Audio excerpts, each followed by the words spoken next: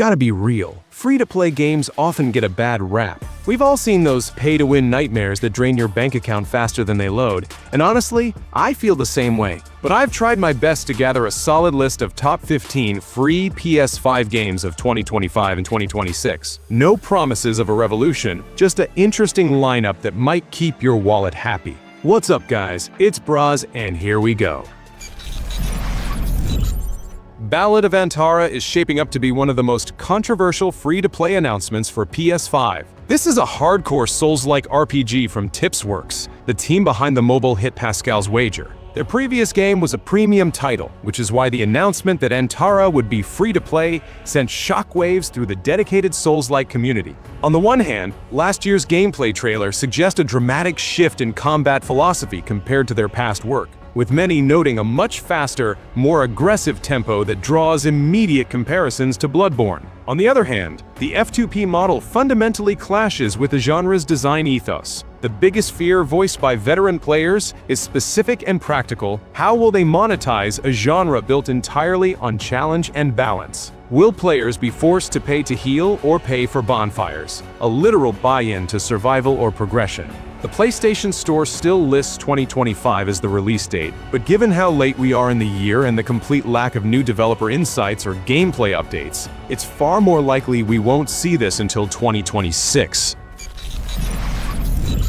I've played 50 hours in early access and can say that, although many are saying Path of Exile should stop being compared to Diablo, if we do compare, it is absolutely better in all aspects. The graphics are pleasing with visually cool spells and effects. The combat is good with Souls-like rolls, and the monsters and boss battles are awesome. Maybe it's harder for melee players, but that's more of a plus, especially since the latest updates made the difficulty easier, and the game is more user-friendly compared to the first part. Content has grown even more. The devs recently added Act 4 and a lot of other features. Microtransactions in the game are purely cosmetic, and you don't need to worry about that. The only flaw, in my opinion, is the story. It becomes uninteresting almost immediately, and here it strongly reminds me of Diablo. Overall, there are two main drawbacks that players complain about: optimization and glitchy servers. I have no issues with optimization on my PC with a 4060, even playing at Ultra in 2K, and the servers glitched maybe a couple of times total. So don't be swayed by early access reviews. You need to try everything individually. Plus, optimization on PS5 likely won't be an issue. It feels like the developers genuinely love and know what they are doing, which makes this free title a must-have. Skate has finally made its long-awaited return to PS5, launching into early access in September 2025. The core experience for those who loved the original franchise is still absolutely supreme. Critics and veteran players unanimously agree that the developers nailed the fundamental buttery and legacy street skating feel of the original games. If you're just looking to grind, flip, and pull off incredible lines using the classic stick controls, the foundation is perfect. However, the insight that has caused a significant amount of friction among the community relates to everything outside the core gameplay. Multiple reviewers called it the Fortnite-ification of Skate. The entire progression loop in early access is completely geared around collecting enough in-game currency, which is often a tedious grind just to open loot boxes. But the current microtransactions are limited to cosmetics, and if you overlook the minor bugs, dull music, and EA's typically glitchy servers, the game itself is worthy of attention as a free-to-play title. Where Winds Meet is one of the most anticipated F2P RPGs of 2025, scheduled for a November release. The sheer scale of the project is massive, promising a truly immersive and seamless open world featuring literally thousands of points of interest across multiple distinct regions. Crucially, the RPG depth goes far beyond combat styles. The game features an elaborate, functional job system where you can be much more than just a fighter. For example, you can specialize as a physician, which involves a turn-based card minigame to heal over 10 different diseases in the open world, whether on NPCs or other players. Alternatively, you can focus on charisma skills. This skill tree is actually another card minigame used to convince mad NPCs or witnesses who caught you committing crimes like robbery to drop the charges. These non-combat skills are essential because the world features a dynamic crime and bounty system. Early feedback from the global beta test, where players spent over 40 hours with the game, was surprisingly positive. While some initial trailers showed concerns about the graphics and cutscenes and the fluidity of combat animations, beta testers largely called the final experience a compilation of a lot of games. In a good way. The global release of Where Winds Meet is set for as early as November 14th, and considering the launch in China was late last year, we are promised a quite polished title. Sea of Remnants is an ocean adventure RPG set for 2026, and its identity is pure punk surrealism, setting it far apart from typical free-to-play titles. Developed by Joker Studio, the game is visually stunning, drawing direct inspiration from sharp-edged American comics and featuring a unique aesthetic packed with bold graffiti and glitch art. It's a surrealist world of puppet folk pirates, navigating a sea that's literally described by the developers as an infinite voyage looping between death and rebirth. The main hub, the pirate city of Orbtopia, functions as a deep, living sandbox. In Orbtopia, you're not just preparing for the next expedition. You can craft bizarre gear, open your own store, and engage in full-life sim activities like fishing, gourmet cooking, or even playing mahjong while cats patrol the alleys. Furthermore, players can recruit over 300 unique companions, each with their own skills and storylines, and the choices you make directly influence the evolution and tone of the city itself. This focus on social and economic simulation provides a huge, engaging loop for players who might otherwise tire of just endless sailing.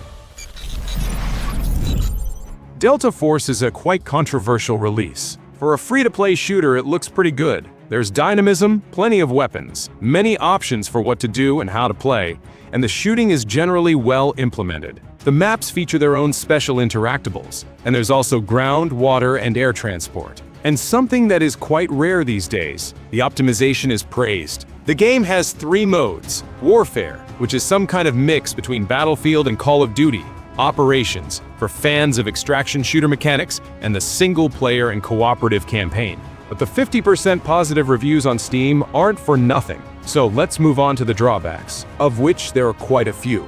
Skins are increasingly appearing that start to break the military aesthetic.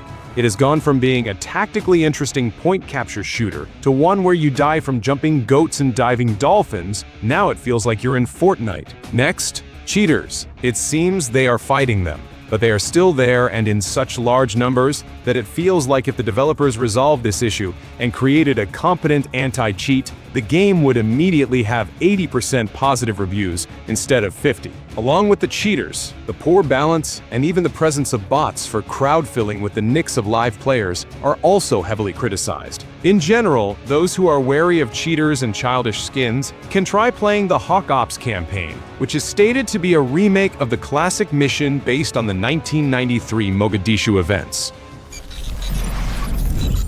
2XKO, the 2v2 tag fighter set in the League of Legends universe, entered early access on PC with the launch of its Season 0. The full release on PS5 is planned for 2026. The most powerful insight for the fighting game community is the sheer developer pedigree and commitment. This project is led by Tom and Tony Cannon, the founders of EVO, guaranteeing that the core mechanics are built with competitive integrity in mind. I also managed to play a bit already, and here's what I liked. Pleasant graphics, good optimization, the visual style, and the impactfulness of the hits can be noted as a strong point. There is also button customization to suit your preferences. Overall, one can confidently say that the mechanics work, and the basic skeleton of the system for the full release is already solid. What I didn't like, the weak tutorial, phrases and sounds of the characters during battle were incredibly annoying in combat. Music score was completely off base. I immediately wanted to turn it off, and it makes the game feel much cheaper.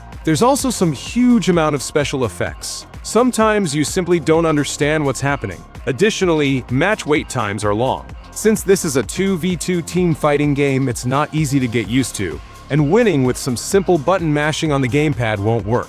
The game could generally be praised, considering that early access only opened on October 7th, but it has already drawn a lot of negative reviews due to its highly aggressive monetization.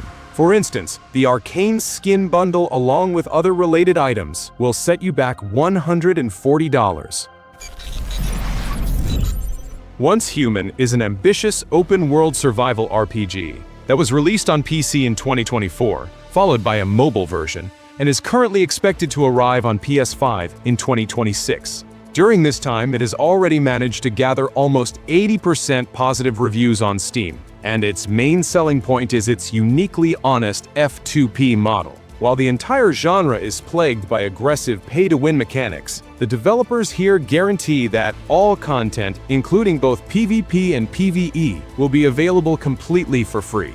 The scope is already massive. At this stage, the game offers at least 70 to 80 hours of core content, covering the main story, 2 large scenarios, full progression through the mimetic tree, and all major settlements. The only controversy stems from the community criticizing the aesthetic focus of the monetization, specifically loot crates and cosmetics. This criticism isn't about pay to win, but about the monetization style itself. Developers countered this criticism with a rare insight into the business of modern gaming, citing that titles like Hi-Fi Rush and Alan Wake 2, despite critical success, failed to turn a profit relying only on quality. Their argument is that monetization is necessary to keep the lights on and fund future development. For PS5 players, Once Human appears to be one of the safest free-to-play survival games to invest time into, knowing the only cost will likely be cosmetic. ANANTA, formerly known as Project Mugen, is an urban open-world RPG expected in 2026. And it's generating buzz for one major reason: it's an ambitious Franken game that boldly fuses 3 massive IPs. ANANTA is a mix of Spider-Man, GTA, and Yakuza Like a Dragon, all wrapped in a vibrant anime aesthetic. The central, unique insight is the near-identical nature of the traversal mechanics. The open world and vehicle systems feel straight out of Grand Theft Auto, including the ability to switch between different playable characters on the fly. However, the controversy and resonance stem from the parkour and combat. One of the main character's core abilities is a nearly identical web-swinging system to Marvel's Spider-Man, which immediately sparked widespread accusations of plagiarism and copycat behavior from the community. Furthermore, the in-game black liquid called Chaos that is used for destructive attacks looks almost exactly like the Venom symbiote from Spider-Man 2. While the TGS 2025 demo showed progress, ANANTA is widely considered by industry observers to be stuck in limbo, leading to its rival Neverness to Everness, which we'll discuss next, being dubbed the ANANTA killer because it has consistently shown more tangible gameplay and held beta tests. Mecha BREAK promises intense multi-platform 6v6 and battle royale modes featuring massive, highly detailed mechs, with the PS5 release expected in late 2025 or the first half of 2026. The gameplay is rated 10 out of 10 by many players, and there's nothing else quite like this kind of fast-paced, armored combat on the market. The game avoids the pay-to-win trap, with 12 of the 15 starting mechs unlocked immediately, and any cosmetic monetization focuses on pay-to-look unique, not pay-to-win. Player customization is surprisingly deep, including detailed body sliders and a painting system similar to Armored Core. The crucial insight for PS5 players is the catastrophic network code that plagues the PC version. Despite the high praise for gameplay, many players on Steam consistently report severe network instability that persists months after launch. This isn't a performance issue, it's a server and netcode problem, especially during peak hours. The gameplay is brilliant, but PS5 players should be aware that the developers need to fix the deep-seated network issues before the console launch, or the game will be unplayable.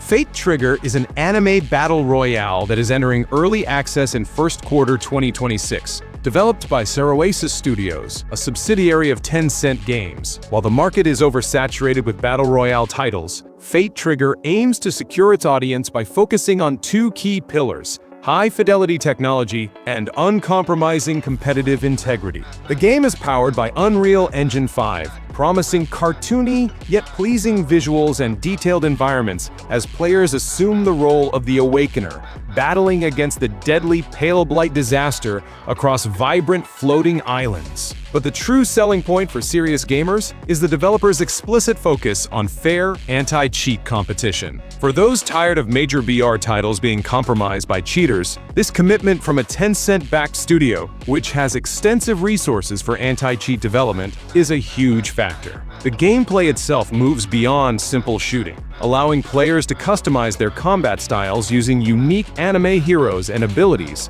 suggesting a depth of strategy and team composition that moves closer to MOBA mechanics. Neverness to Everness is a supernatural urban open-world RPG from Hada Studio, the team behind Tower of Fantasy. This game is aggressively positioning itself as a direct rival to ANANTA, with the community already dubbing it the ANANTA killer. The vibe is exactly what the community describes: an anime GTA in the skin of Genshin Impact with the feeling of Tower of Fantasy. The key technical insight that makes NTE stand out is its commitment to simulation depth, offering far more complex GTA-style mechanics than its competition. Gamers are not just driving around, they can delve into deep car customization, including tuning the engine, brakes, and transmission. Beyond vehicles, the lifestyle elements are also robust.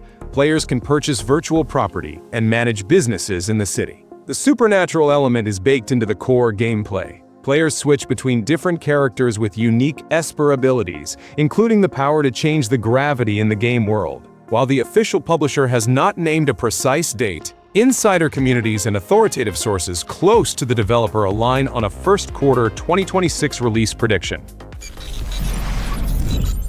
FragPunk is the 5v5 shooter that arrived on PlayStation in April 2025, and it successfully acts as a triple hybrid, blending the distinct characters of Overwatch with the tactical bomb mode of Valorant and the heavy cosmetic focus of Fortnite. The game's unique value is purely mechanical, centered on its chaotic and hilarious shard cards. These shard cards are drawn at the beginning of each round, fundamentally altering the rules of the match. They introduce unpredictable chaos, which is the main selling point. One card might give the enemy team ridiculously oversized craniums, making them easy targets, while another might force the next round into melee combat only. Some are even downright bizarre, like the Egg King card, which forces players to lay an egg after crouching for 10 seconds, which they can then eat to regain health. This ensures that the core Shard Clash mode never grows tiresome due to the endless combinations of effects. However, the unique insight is that the fun doesn't last for all players. Critics agree that the long-term progression is a mess. The economy and reward systems are poor,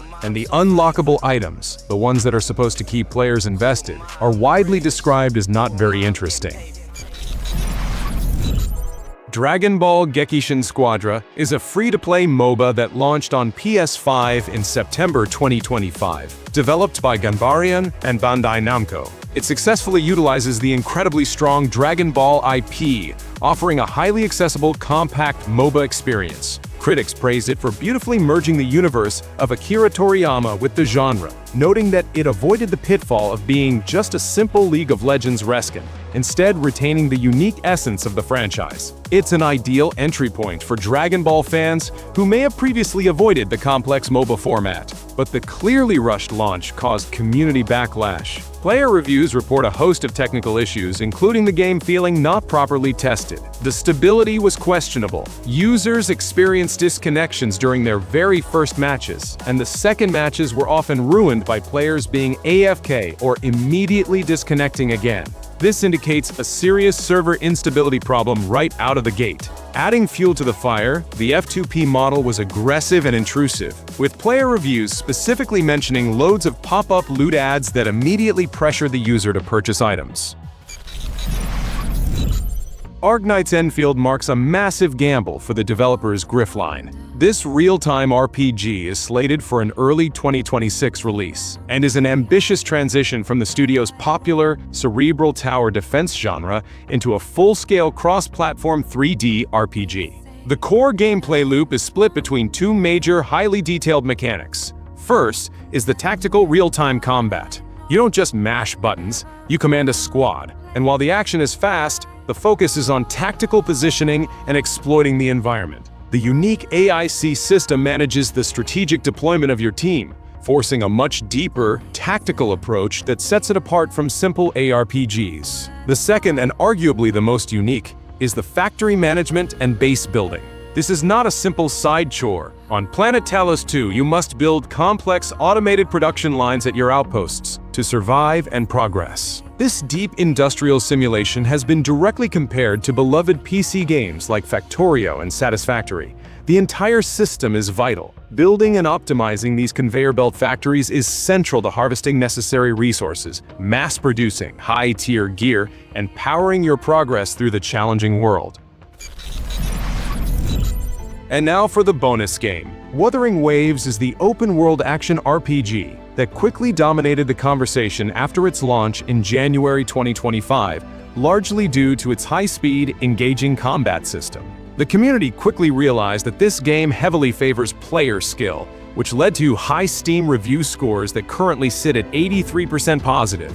It was quickly hailed as having the best combat system in the genre. You are constantly rewarded for mastering the parry and dodge mechanics. Perfecting a dodge triggers a short slowdown window, which acts like a bullet time mechanic, giving you a critical opening. Successful parries, on the other hand, let you unleash a huge counterattack, shifting the focus from simply outleveling enemies to mastering the timing of every encounter. But the open-world exploration, while vast, is often criticized as being less compelling and varied than its genre rivals. The most widespread negative feedback concerned the localization, with players pointing out numerous grammatical errors and awkward phrasing that ruined narrative immersion. That does it for the free games. Of course, if you're ready to spend a little and you're in the mood for something premium and truly massive, don't forget to jump over and check out my video with top 20 next-gen games coming in 2026. Until then, take care and game on.